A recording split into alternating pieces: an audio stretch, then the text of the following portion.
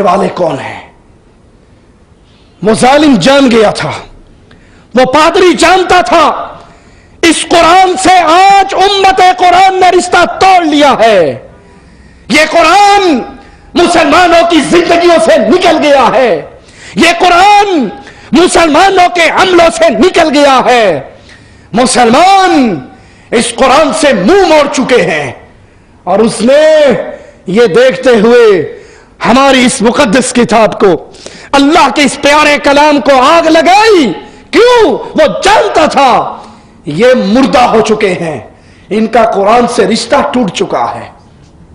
اور اس سے پہلے ایک یہودی ظالم نے اپنی ایک میٹنگ میں کہا تھا، جی چاہتا ہے قرآن کو جلا دیا جائے، قرآن کو مٹا دیا جائے۔ اس کا ایک کارندہ دوڑا، قرآن شریف کا ایک نسخہ لے کر آیا، اور وہ نسخہ اس یہودی کے سامنے رکھ کے اس نے جلا دیا۔ تو وہ کہنے لگا تو پاگل ہے، تو جاہل ہے، قرآن کو کتابی صورت میں نہیں جلانا، مسلمان کے سینے سے جلانا ہے، مسلمان کے سینے سے مٹانا ہے۔ اے قرآن کی توہین کرنے والوں، اے قرآن کی توہین کرنے والوں، آؤ تمہیں میں اللہ کے قرآن سے تمہاری ہلاکت اور بربادی کی وعید سناتا ہوں۔ مالک فرماتا ہے وَإِذَا رَدْنَا أَن نَّهْلِكَ قَرْيَةً أَمَرْنَا مُتْرَفِيهَا فَفَسَقُوا فِيهَا فَحَقَّ عَلَيْهَا الْقَوْلُ فَدَمَّرْنَاهَا تَدْمِيرًا۔ اور جب ہم کسی بستی کی بربادی کا فیصلہ کر لیتے ہیں، جیسے ظالموں کی یہ چھاونی برباد ہوئی، جب ہم کسی بستی کی ہلاکت کا فیصلہ کر لیتے ہیں، وہاں کے خوشحال لوگوں کو کچھ حکم دیتے ہیں، وہ اس بستی میں کھلی نافرمانی کرنے لگتے ہیں، پھر ان پر یہ بات ثابت ہو جاتی ہے، اور پھر ہم ساری بستی کو تہو بالا کر دیتے ہیں۔ سمندروں کا رب اللہ ہے، زمینوں کا رب اللہ ہے، آسمانوں کا رب اللہ ہے، اور جب کوئی ظالم رب کو چیلنج کرتا ہے پھر رب اس سے انتقام لیتا ہے۔ وَتِلْكَ الْقُرَىٰ أَهْلَكْنَاهُمْ لَمَّا ظَلَمُوا وَجَعَلْنَا لِمَهْلِكِهِمْ مَوْعِدًا۔ اور ہم نے، یہ ہیں وہ بستیاں جنہیں ہم نے ان کے ظلم کی بنا پہ غارت کر دیا، برباد کر دیا، اور ان کی تباہی بھی ہم نے اس کے لیے بھی ایک میعاد مقرر کر رکھی تھی۔ آج اس پادری کو کیسے جرت ہوئی اللہ کی کتاب کی یہ توہین کرنے کی؟ کیسے جرت ہوئی؟ وہ پادری سمجھ چکا ہے مسلمانوں کے دل سے رب کے کلام کی محبت نکل چکی ہے۔ کہاں ہے وہ قلم؟ کیوں خاموش ہے وہ قلم؟ کیوں رکے ہوئے ہیں وہ زبانیں؟ کیوں گنگ ہے جو مسلمانوں کے اپنے دفاع کرنے پر بھی انہیں دہشت گرد کے لیبل سے پکارتی ہیں؟ رب کے کلام کو جلانے والے کو بھی کوئی دہشت گرد کہے گا؟ جس نے کائنات کی سب سے بڑی دہشت گردی کرتے ہوئے عرش والے کی کتاب کو جلایا ہے۔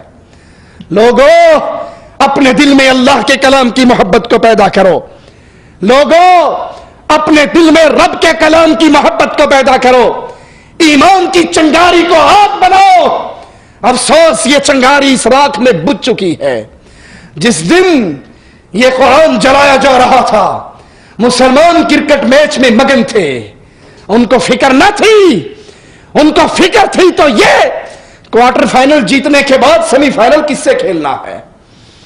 ان کے قرآن کو جلایا جا رہا ہے، قرآن کی توہین ہو رہی ہے، قرآن کی بے عزتی ہو رہی ہے۔ ان کے شہروں میں بڑی فل سائز کی سکرینیں لگ رہی ہیں۔ انڈیا پاکستان کا میچ ہے، تیسری جنگ عظیم ہے، ہم نے یہ میچ دیکھنا ہے، ہم نے سیمی فائنل جیتنا ہے۔ جس میچ کو دیکھنے کے لیے کتنے ہی وہ لوگ ہیں، میں ان کی بات نہیں کرتا جو نماز پڑھتے ہی نہیں ہیں، میں تو ان کی بات کرتا ہوں جو نماز پڑھتے ہیں۔ کتنے ہی لوگوں نے نمازیں چھوڑی ہوں گی، کتنے ہی لوگوں نے نمازیں چھوڑی ہوں گی۔ مغرب کی نماز کھیلنے والوں نے نہیں پڑھی، دیکھنے والوں نے کیسے پڑھی ہوگی؟ انا للہ و انا الیہ راجعون۔ اور کتنے ہی ہیں جو مجبور ہو کر اٹھ کر نماز کے لیے تو گئے ہوں گے، انہیں سجدے کے اندر شاہد آفریدی کی بولنگ کے سٹائل ہی یاد آتے ہوں گے، جن کی نظریں اللہ کی کتاب سے ہٹ کر اس کوڑے اور کرکٹ کے پیچھے لگی ہوئی، جن کے دل میں رب کے قرآن کی غیرت نہیں ہے، اس ظالم میچ کی، اس گندے کھیل کی غیرت ہے، جس کھیل میں اس قوم کے چھوٹے بھی غرق ہو گئے، اس قوم کے بڑے بھی غرق ہو گئے۔ ان کو کوئی پتہ نہیں ہمارے دین کے ساتھ کفار کیا کر رہے ہیں، رب کے قرآن کے ساتھ، ہمارے رب کے دین کے ساتھ، رب کی کتاب کے ساتھ ظالم کیا کر رہے ہیں۔ ان کے دل میں ٹینشن ہے تو یہ کہ ورلڈ کپ جیتنے کا یہ بڑا اچھا چانس ہے، پتہ نہیں قوم کو خوشخبری ملتی ہے، جاؤ جاؤ اس مردہ قوم کو پیغام دو، پادری نے تمہارے قرآن کو جلا دیا، تم کرکٹ میچ میں مگن رہے، تمہارے رب کے کلام کو جلا دیا، تم کرکٹ میچ میں مگن رہے، تمہارے اللہ کی کتاب کو دہشت گرد کتاب قرار دے کر جلا دیا، تمہارے ہاتھ میں بڑے بڑے بلے تو آئے، تمہارے بچے قرآن یاد کرنے کے لیے گھروں سے نہ نکلے۔ وہ جماعتیں بھی، وہ تنظیمیں بھی جو کل تک اس جمہوری ہتھ کنڈوں کو برا کہا کرتی تھی، آج وہ بھی سیاست کھیلنے کے لیے، مظاہروں کے لیے نکلی ہوئی ہے، مظاہرے کر رہی ہے، مسلمان لوگوں کو لے کر مسلمانوں کے ملک میں اپنے ہی گاڑیوں کے اپنے ٹائر جلا کر اپنے ہی منہ کو کالا کر رہی ہے، اور سمجھتے ہیں مظاہرہ کر کے ہم قرآن کی عزت کو دوبالا کریں گے، مظاہرے کر کے ہم، ارے یہ مظاہرہ کوئی طریقہ نہیں ہے، یہ اسلام کا راستہ نہیں ہے۔ کوئی ہے جو پادری سے انتقام لینا چاہے، کوئی ہے جو قرآن کی توہین کرنے والوں سے انتقام لینا چاہے، میں راستہ بتاتا ہوں، میں طریقہ بتاتا ہوں۔ اگر پادری سے انتقام لینا ہے، قرآن کے دشمنوں سے انتقام لینا ہے، راستہ دے رہا ہوں، اور وہ راستہ یہ ہے، انہوں نے قرآن کی کتاب کو جلایا ہے، تم اپنے ہر بچے کے سینے کو قرآن کے نور سے منور کر دو، عہد کرو، اللہ نے بیٹے دیے، بیٹیاں دی ہیں، قرآن کے حافظ بنائیں گے، قرآن کے قاری بنائیں گے، قرآن کے دائی بنائیں گے، قرآن پہ چلنے والا بنائیں گے، قرآن کو پڑھنے والا بنائیں گے۔ یہ راستہ ہے انتقام کا، یہ راستہ ہے عزت کا، یہ راستہ ہے قرآن کی محبت کا۔ اپنے بچوں کو قرآن پر لگاؤ، قرآن پڑھاؤ، قرآن کی محبت کو دلوں میں پیدا کرو، بازاروں میں قرآن کو نافذ کرو، گھروں میں قرآن کو نافذ کرو، جسموں پہ قرآن کو نافذ کرو، عدالتوں میں قرآن کو نافذ کرو، اسمبلیوں میں قرآن کو نافذ کرو، اللہ کے لیے، اللہ کے لیے، اللہ کے لیے۔ وہ تو ظالم ہے، وہ تو کافر ہے جو قرآن کی توہین کرتا ہے، تم تو اپنے ہاتھ سے قرآن کی توہین نہ کرو۔ اور بتاؤ، تب تمہارے گھر کے اندر ڈش اینٹینا چلتا ہے، فلمیں چلتی ہیں، کنجریاں ناچتی ہیں، کنجروں کے گانے گونجتے ہیں، رب کا واسطہ دے کے سوال کرتا ہوں، کیا تم قرآن کی توہین نہیں کر رہے؟ ارے جب تم سود کا کاروبار کرتے ہو، کیا تم قرآن کی توہین نہیں کر رہے؟ جب تمہارے بیٹے کی شادی پہ ڈھول بجتے ہیں، گانے بجتے ہیں، ناچ ہوتا ہے، مہندی کی رسم، ابٹن کی رسم، جہیز کی رسم ہوتی ہے، کیا تم قرآن کی توہین نہیں کر رہے؟ جب تمہارے معاشرے کے اندر، جب تمہاری عدالتوں کے اندر قرآن کی سزاؤں کو ظالمانہ قرار دے کر انسانوں کی بنائی ہوئی سزاؤں کو لاگو کیا جاتا ہے، کلمہ گو، کیا تو قرآن کی توہین نہیں کر رہا؟ جب تیری اسمبلی اور پارلیمنٹ میں قرآن لے کر ایک ایک ممبر کے پاس جایا جاتا ہے سائن کروانے کے لیے، یہ شریعت بل ہے، ہم قرآن نافذ کرنا چاہتے ہیں، آپ سائن کر دو گے، 2/3 اکثریت ملے گی تو قرآن نافذ ہوگا، 2/3 اکثریت نہ ہوئی تو قرآن نافذ نہیں ہوگا، 2/3 اکثریت تمہارے بنائے ہوئے شریعت بل پر سائن نہیں کرتی، قرآن فیل ہو کے واپس آ جاتا ہے۔ ارے بتاؤ، کیا تمہارے یہ ممبر قرآن کی توہین نہیں کر رہے؟ اللہ کے لیے تمہارے ہاتھ ان ظالموں کے گریبانوں تک تو نہیں اٹھ سکتے، اپنے گریبانوں تک تو آ سکتے ہیں۔ محبت قرآن پیدا کرو، بچوں کو قرآن کا حافظ بنا کر، بچوں کو قرآن کا قاری بنا کر، تجارت قرآن کے مطابق، شادی قرآن کے مطابق، نکاح قرآن کے مطابق، معاملات قرآن کے مطابق، سیاست قرآن کے مطابق، عمل قرآن کے مطابق، قرآن کی چلتی پھرتی ہی تصویر بن جاؤ۔